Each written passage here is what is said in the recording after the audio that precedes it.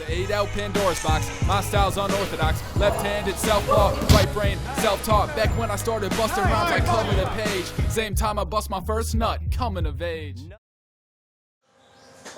Hello, welcome back. Jason here. Today we're going to teach you some more techniques with my friend Avi.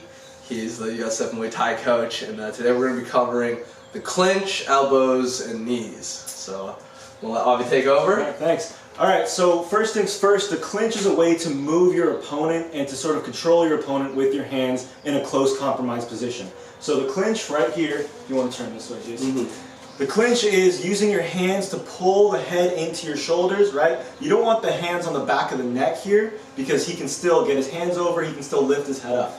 You get your hands on the back of the crown, one hand over the other. It's a lot easier to pull him in and control him. Get your elbows tight, squeeze together, pushing forward. Almost want to put your weight on him a little bit, right? Now from here, wherever the head goes, the body will follow. So I can just walk around at will, take a step, whip the hip around, right, and redirect him, okay? Now from here, this opens up really two strikes. You have your knee strikes and you have your elbow strikes. Now, because his head is in your shoulder, his eyes are obstructed, right? So he can't really see these elbow strikes coming from the top. And strikes that you can't see often land a little bit better and hurt a lot more. So if I can throw these elbow strikes from here, throw these knees.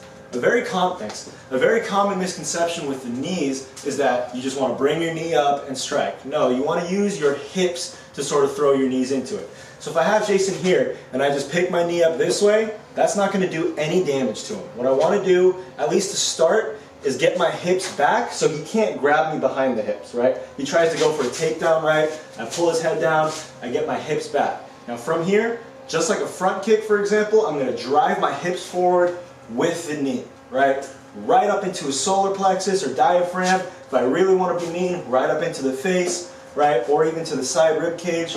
There's a lot of options that opens up. Now for the elbows, it's very important that when you're in close range, right, and you want to throw an elbow, obviously from out here, your elbow's very short, you can't throw it. But if we're in this close range here, and I want to throw an elbow, it's very important to keep my high guard up. This opposite hand has to stay high, because if Jason can hit me, right, I can still hit him. And if I can hit him, he can hit me. When you're in that danger zone, either of you can land. So it's very important to protect the head and throw that elbow here. Okay? If you're not trained in martial arts, it's hard to have someone like punch, especially you can break your hand. I think elbows and knees are a very safe alternative. Like, can you speak on that? Like, I agree. The elbow elbow's like the hardest part of your body to a degree, right? Your fists and your hands tend to be very delicate, right? So that's why when you throw a punch the wrong way, it's easy to sprain a wrist, break a knuckle, break a finger.